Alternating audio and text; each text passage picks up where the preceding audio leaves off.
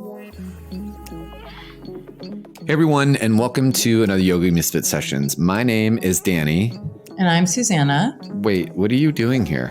Well, every once in a while you like to have me on just to sort of rile you up a little bit.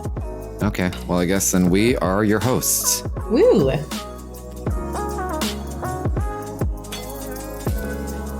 Susannah, it's so good to have you back on the show. I think we actually started the show the same way. But anyway, I was really glad to have you back on this episode because we randomly jumped into a conversation that we weren't sure we were going to have. Totally. And I'm really glad we're having it because it's a conversation that's super necessary and hopefully a conversation that keeps going in a more public forum rather than just between yoga teachers and in yoga studios. We do talk about an article that came out in the New York Times, and I highly recommend everyone check it out. I'll leave a link to it in the show notes below. And yeah, just before we get the show started, I guess we should tell everyone the show is about touch. Specifically, and how touch culture, living in the city, how touch culture in yoga has, for some people, taken a turn for the worst. But yeah, so we tried to kind of just visit the topic and the conversation. Yeah, finally. Yeah. Before we do get the show started, I wanted to tell everyone that we are still in the process of getting the show to sustain itself. So you can donate the link below with our donor box. It's 100% donation, goes straight to the show. It helps us run the show. It helps us get the show edited. It helps it not only get produced, but also get to into all the places that it's at. So you can use the link below and make a donation. You can do one time or recurring. Yeah, and make sure to donate, you guys, so that he can keep doing this. Yeah, so you guys get all this awesome content. And if you don't want to do that, you can also head over to iTunes, or you could just do both. Head over to iTunes and leave a review there because that helps move the show up the ranks. You can give us a little love. And last but not least, I'd like to give a big shout out to our friends over at SF Yoga Magazine, who are so kind and are always promoting us and giving us the love that we need. Thank you. Without further ado, here goes the show.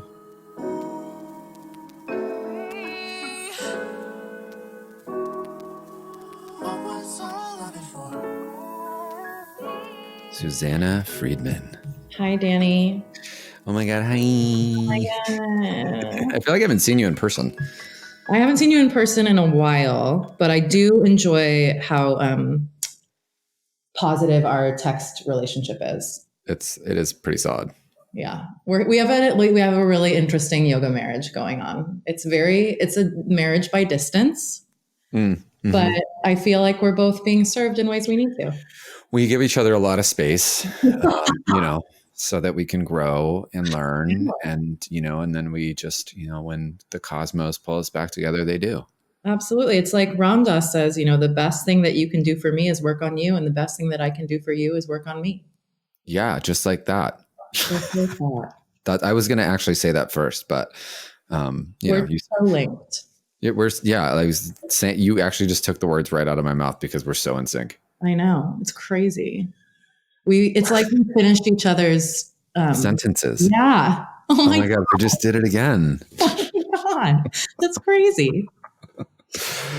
Oh, Susannah, I'm happy to have you on the show again. Oh, I'm so happy to be here. I love this show. It's pretty fun, huh? It's exciting. It is fun and it is exciting. Do you know I'm almost at 100 episodes? That's crazy because I feel like, wasn't I on the first episode? Or you weren't on the first episode. You were the first episode. I was the first episode. Number 1. Yeah, that's how I like to be.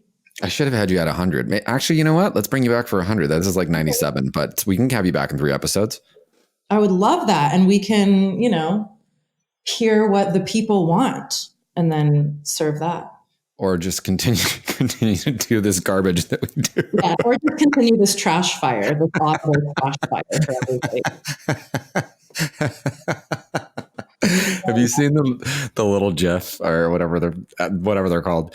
But it's the little dog and he's sitting in the house and it's on fire and he's drinking coffee and it says, "This is fine." No, but I've definitely gone through those periods of my life. It's pretty hilarious. Like the entire house is on fire and he's sitting at the kitchen table while everything's on fire and he's smiling, drinking a cup of coffee and it says, "This is fine." I mean, I've been that dog. I know We that start dog. crying. Is it GIF or GIF? It's GIF. No, it's GIF. GIF, like the peanut butter. Is it? Yeah, there was this whole like article that came out about it where there at some point you guys were going to get to the show, I'm sure. But until then, there was an article that came out that the creator of it actually said that it was pronounced like the peanut butter GIF. Oh, interesting. I mean, So that's there you. how it's, like phonetically spelled, but for some reason I always want to say GIF. I mean, whatever. I also call internet memes internet memes just to piss people off. That's hilarious, though. It's pretty good. Yeah, that's Makes good. me giggle. Yeah. So, that's all you need, really. Who cares if other people laugh? This is true. I entertain myself. That's really all that matters. And me. And I'm pretty sure that no one listening is laughing. If people are still listening, I'm like very impressed. I wonder if there's a way to tell like when people drop off. I'm sure you could figure that out. I don't even want to. It's not worth it. Don't invest your time in that. I'm just going to continue lying to myself. Everyone listens to the whole thing all the time. Start to finish. No skipping. All right, let's get into the show. Let's do it. Shall we? Yeah. Oh my God. By the way, if anyone has not read the New York Times article that just came out about touch and yoga, it's pretty interesting. Yeah. But I mean, that kind of is a great way to segue into like this whole like guru mentality. The guru is dead. We can talk about that for a second if you want. Yeah, for sure. Do you want to give a summary of like what it was? Well, the article was just talking about how in this Me Too movement, like it hasn't really touched the yoga world yet. And it has to a certain extent. I mean, the biggest, the most recent sort of biggest iteration of that is like people coming out and saying that Patabi Joyce, the founder of Mysore, of Ashtanga, did a lot of inappropriate assist and touch people really inappropriately, which is pretty ground shaking because Ashtanga is such a foundational practice and it's the foundation of vinyasa. And like, I have a lot of friends who are hardcore Ashtangis. I have a lot of friends who run their own Mysore programs, and it's been a real shakeup to the community. What I can't believe, and I guess I'm playing a part of this right now. And I don't know whether I'm doing a smart thing or like if I feel a little shame around it, but is that like there are specific teachers in the Bay Area who everyone knows touches people inappropriately and have been fired from so many studios, but they still are teaching at certain studios. How do they have jobs still? I think it's because, we're not naming them in a public way. And I don't know if I want to be that person, to be honest. Right. You know what I mean? Like also like, I don't really want to be sued for defamation, but I think it's like, if someone is braver than me and wants to say it, maybe I'll be brave next episode. I don't know. But like, there is this like cone of silence around it. And it makes me really sad because, I obviously am not in the same position. I think it's like much more, men are much more under the microscope, male teachers than female teachers. So I have just continued to touch people really inappropriately because I don't think that people are going to mind. Right. That's a joke, everyone. But bum. Yeah. No, I think people are more willing to get physical assists from female teachers. And it just makes me sad that good male teachers aren't doing them anymore because there's this fear around it. But it also makes me sad that like the fear grows because no one talks about it, and the people who are actually doing it aren't being brought into the light. I just think there's something coming out on Hulu too, and it's going to be on, oh my God, what's the other FX, which is like a TV station or whatever.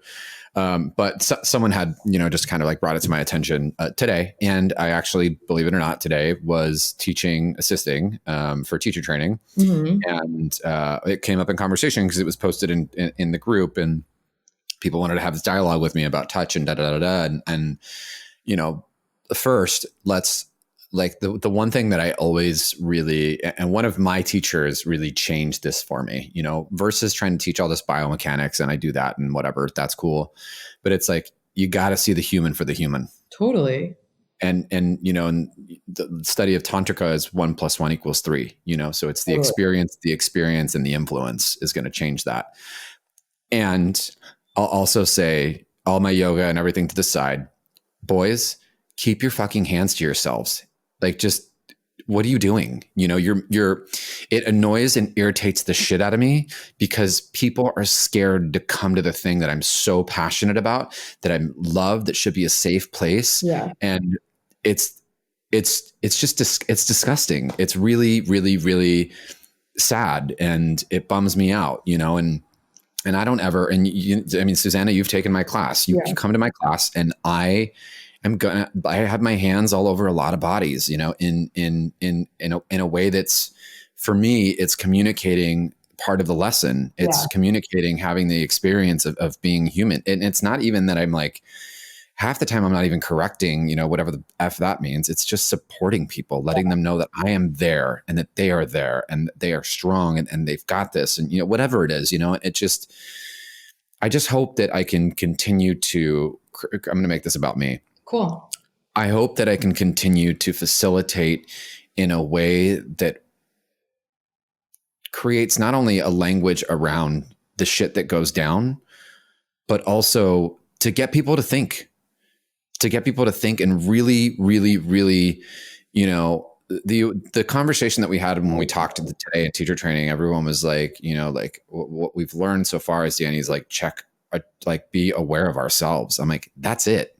That's all you need to do. If you're in alignment, you know, with yourself, if you're true, like, and that's like radical honesty, right? Like, you're being 100% legit. You've done all the check-in, you've done everything, like, then I feel like that's good. You know, like, that's a really, really solid place to be coming from, but you have to really be down with that. You have to really want to do that work and dig in and make sure that that's a place to be. Even when I have a bad day, you know, and I'm in a bad mood, I don't necessarily touch people because I know I'm not going to be there. Oh, for sure.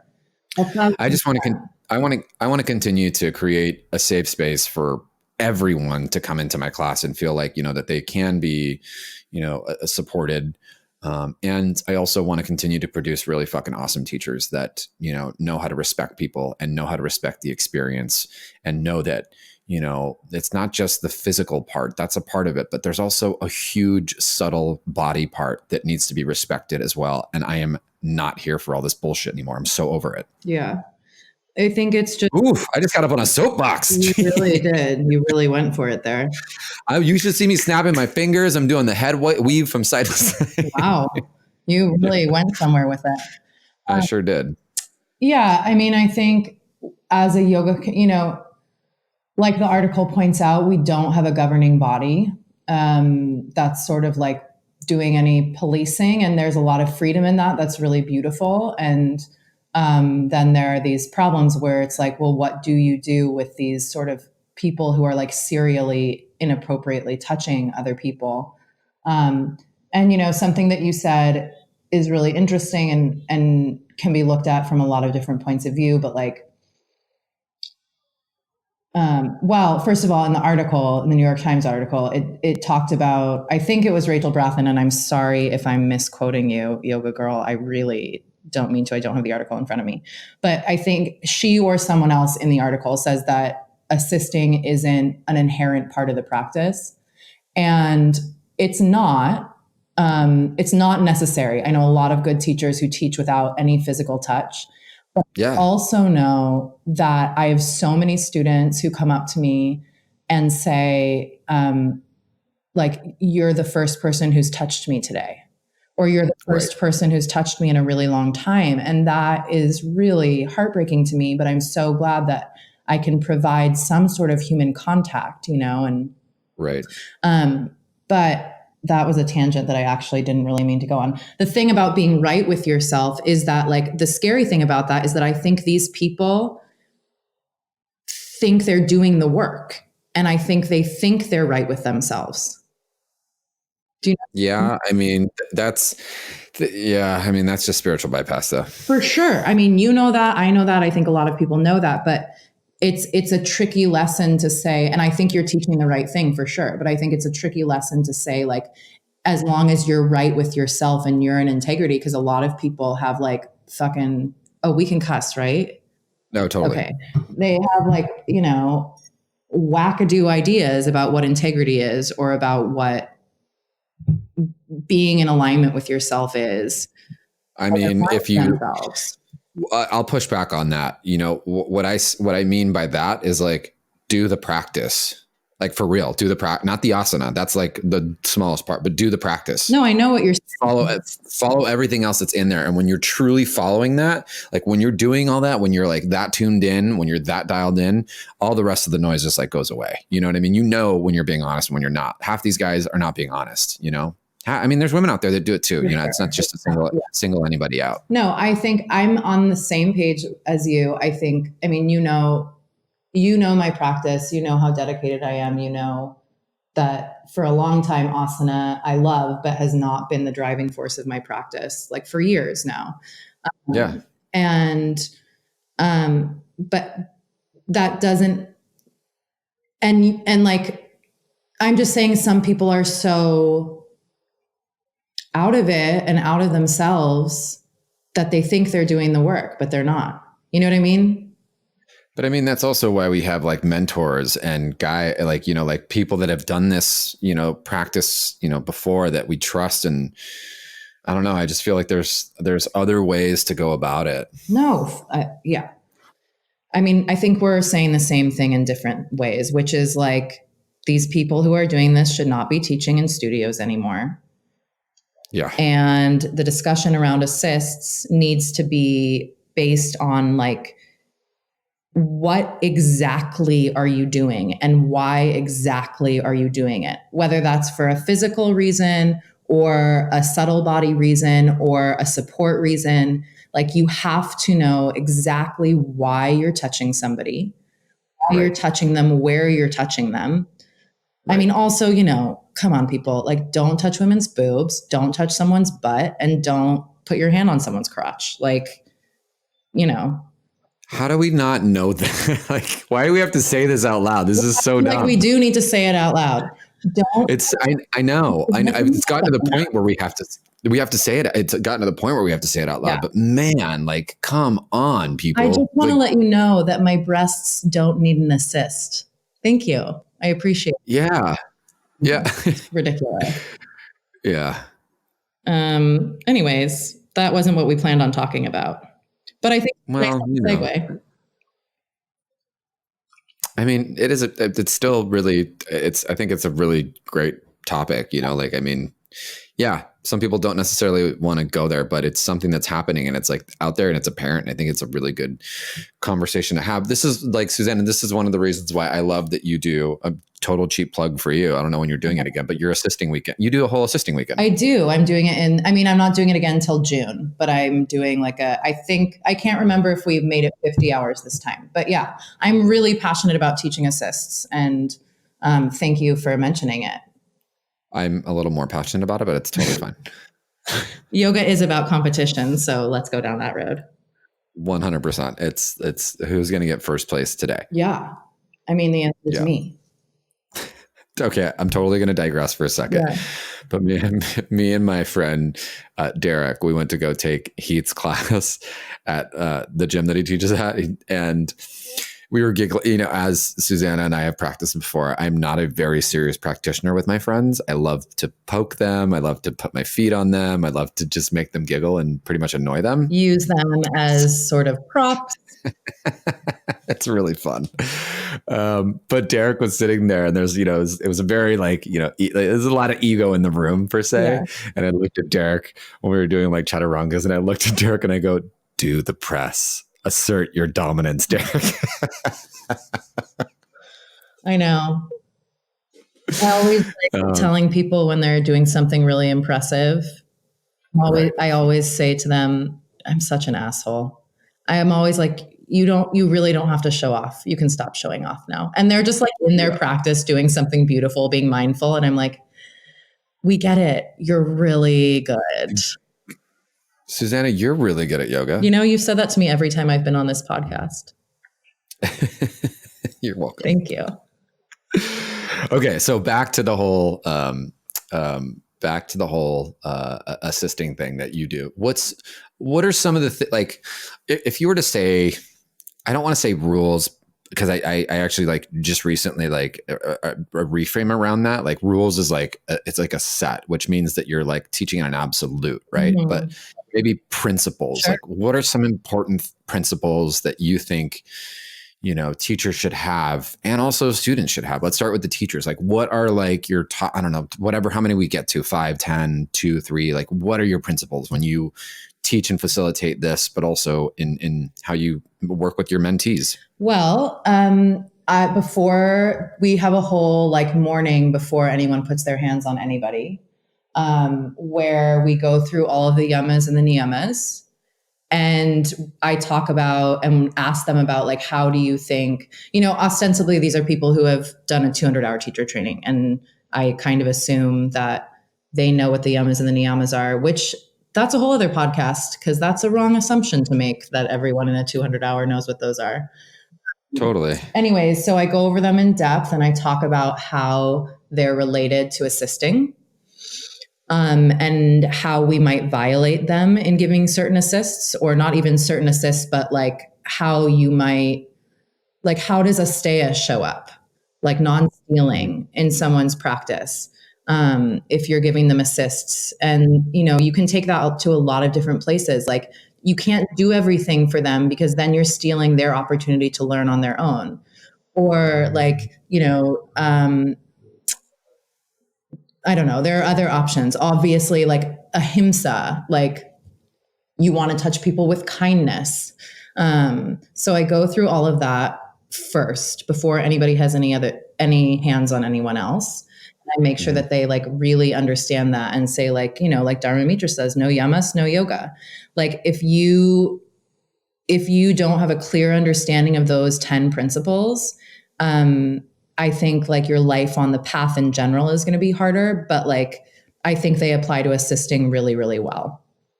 Yeah, I agree. And then, you know, the one thing that I really, really believe, and it's not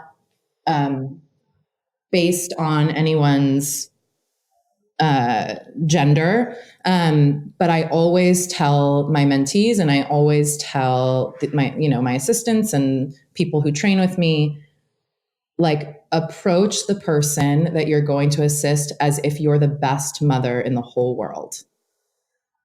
Oh, I love that. Because to me, that means like sometimes, you know, like Durga's fierce compassion.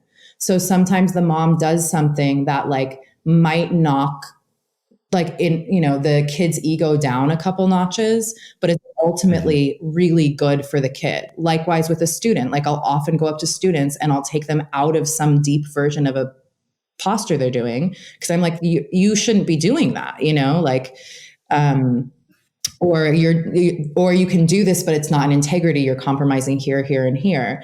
And people might see that as, you know, to me, that's fierce compassion. So that's one side of the mother. And then the other side is like, but it's always loving. It's like, it's always compassion. It's always coming from a place of unconditional love. And that principle to me, like, I don't know how much I can teach that to somebody, but that's what I always say to everyone who studies with me. And it's how I always enter assists. So, okay. Yeah. All right. That's one. What are your others? What do you mean? That's one. That's okay. Yes. And what else? What else? Don't have don't separate your fingers. Basically, don't have creepy hands. You know what I mean? I know you know what I mean. It puts the lotion on its skin. Yeah, like don't be a creep with your hands. Don't be weird. Okay. One time, I don't remember saying this, but Haley Havelock, who's a teacher at Love Story, and I taught in the 200-hour when she did it. And I have everyone, when I teach them assists, I make them stand behind me in a line and I close my eyes and I have everybody give me the assist and I give them a number, like from 1 to 10. And it's like, if you're like, 7, 8, like pretty good. You just need to clean it up a little bit. If you're like between 1 and 6, 1 and 5, it's like, you really don't understand the principles of this assist. And I tell them like, this isn't cruel. It's not mean. It's not personal. I don't even know who's going to be giving me this assist. It's just clear, concise feedback. But one time she asked to do it again, some assist again on me. And I apparently told her, just don't be weird. It's not a helpful. She was like, it was so helpful. I was like, you're hilarious. That's not helpful at all, but I'll take it.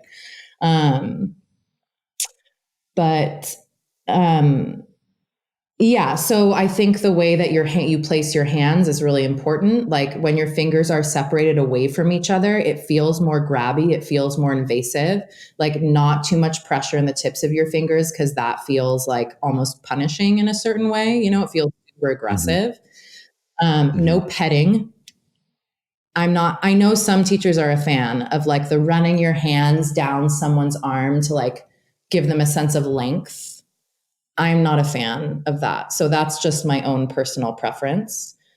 And then like making sure, I think, like I said before, like exactly why you're giving an assist. If I said to you, why did you just give that assist? I want you to have an answer for me. You know what I mean? And sometimes the answer could be like, this person just looked like they needed like a little, like they needed a hand on the back of their heart in child's pose or something, or like it could be like, I thought they needed more support, or I was trying to square their sacrum, so it could be a whole host of things. And I'm not going to take every answer. Like some will be like, I don't think that's a good enough reason to do that. But you better have a reason for me if I ask you why you gave that assist.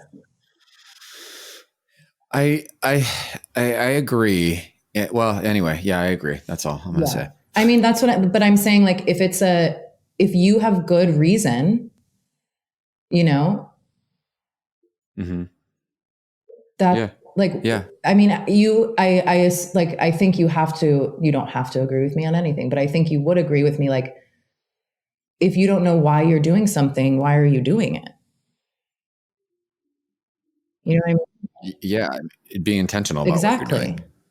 Which means like putting thought into it and making sure. I also tell people to like, especially with vinyasa assists, like up dog assists, cobra assists, all that stuff. I always tell people to watch the student do a couple before they go in and give an assist. So that they don't end up in a situation where, like, especially upward facing dog, if someone's more open than the person expects, they're going to end up crunching their low back because they're going to be too close to them. So I ask that people, if it's a new student you've never seen, like watch them practice for a minute before you just go in and put your hands on them. Like Martin Scott, I don't know if this is still the case, but a few years ago when Union Yoga was open and his old studio and I was teaching there, he said that the first time someone's in his class, like he'll help them if they're having a hard time. If they're a newer student, he'll show them what to do and help them with alignment, but he won't give someone an assist until he's seen them practice more. Yeah. And I'm not in agreement about like, I don't feel like I need to watch someone for a whole class. But do you just awkwardly stand there and just like, usually I pick one person and I stand at the top of their mat and watch them. And then eventually I start circling like a shark. Got it. Because I feel like that makes them feel protected. Safe. Yeah. Right, safe. I don't think it makes them feel awkward at all. Like that in a room of 50 people, I'm just circling only their mat. Is that awkward?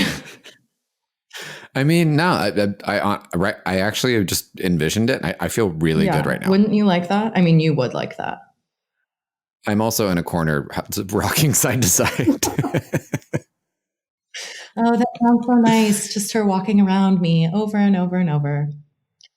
I want to flip the script really quick.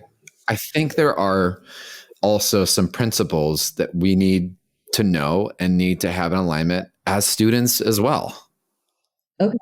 Like, I think that also, being a student coming into the room, we also have to keep, like, I mean, I have to do it when I go into my teachers' classes and whatnot, like being assisted by other people and also by my teachers, that we have to keep our boundaries in check as well, or rather our principles in check as well.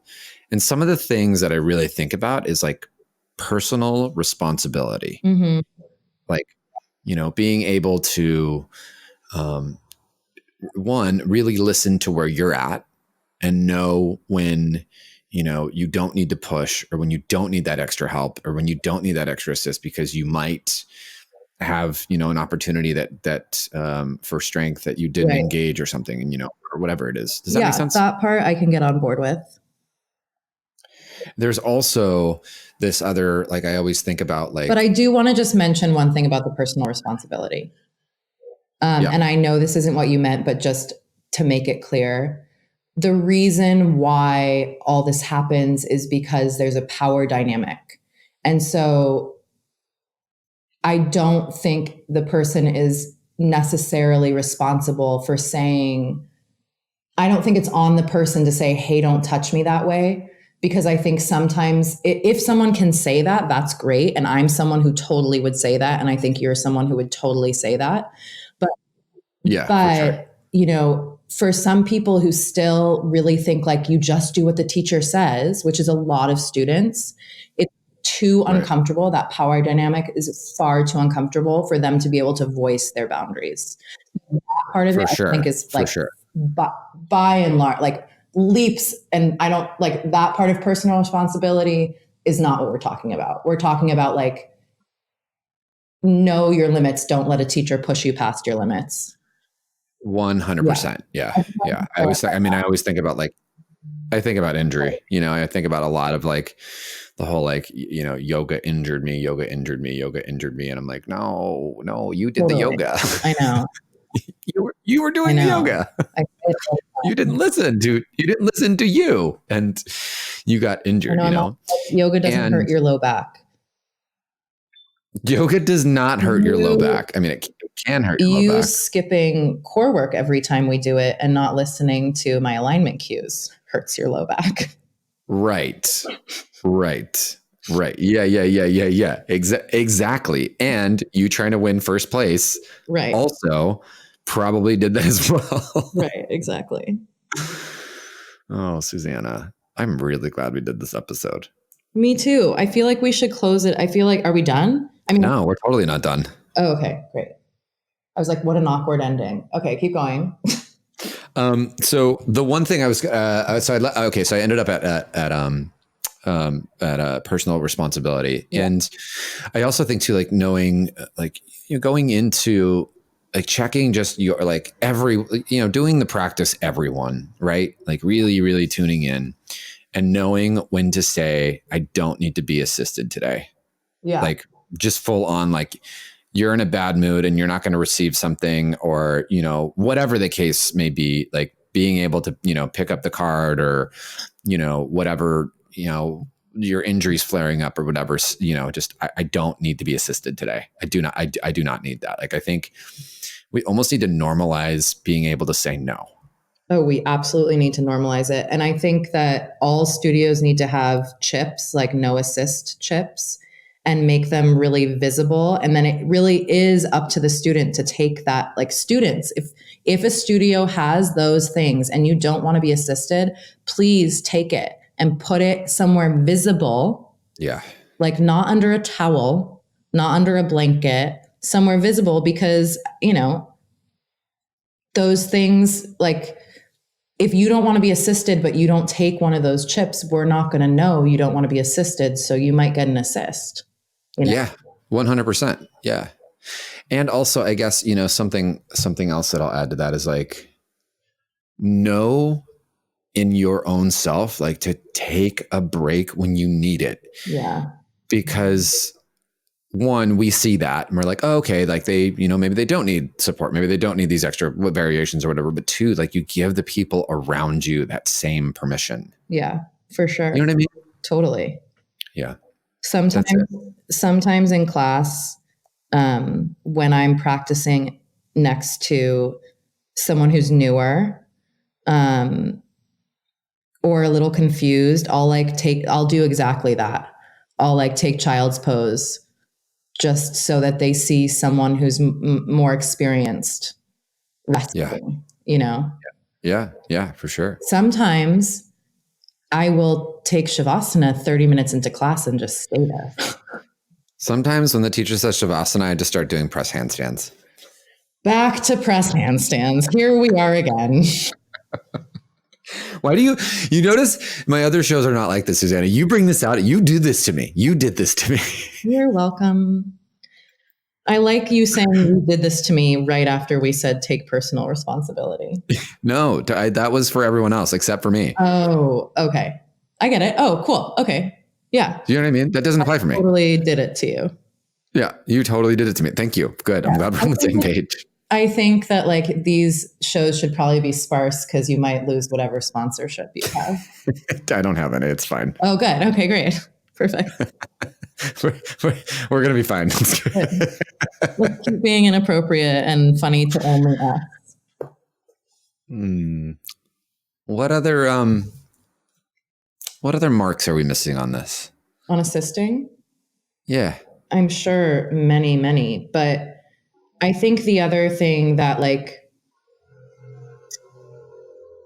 I think all teachers should assist a teacher and someone who they actually want to learn from, because you're going to be in that room for so long, ideally with them over an extended period of time, that you're bound to pick up some of their cues or, just some of the ways they do things. Like that's how humans work. For sure. And so if you're going to assist, make sure it's with a teacher that you want to learn from. Yeah. And then I learned so much assisting for Stephanie for 2 years. Right. Because I got my hands on so many different bodies and I watched so many different bodies. And when you're assisting, you're not worrying about, if you're just assisting for another teacher, you're not worrying about the heat, the music, all the other variables. You're only looking at bodies. And so really, you just get such an education on how bodies move, on what each body intuitively needs and wants. Right. And I think touch is a very hard thing to teach. I'm still grappling with that. Like some people just don't have a nice touch, and some people it comes really easily. But I think everybody can learn a more nuanced approach to bodies if you remember to be a student and assist for a teacher you like. Right. I think it's so important. Well, when you have that direct feedback too. Yeah. Right. And then you have a mentor relationship, and then, so you definitely want it to be with someone who you respect and want to learn from and, trust. So come to Susannah's 50-hour intensive. Yeah, so June. It's on the Love Story website. Actually, it's probably not already, but it will be. Oh, Susannah, thank you for coming on the show. I love you so much. And it's always a pleasure for the two of us and no one else. Yeah. Hey, listen, if anyone is still listening, just applause for you. I think we've also said that on all of the episodes I've been on. At least we're consistent. Totally. Consistent practice over a long period of time. We've got that down. This is yoga. This is our yoga. Until the next Yogi Misfit sessions, this is Danny and Susannah saying peace out. Bye.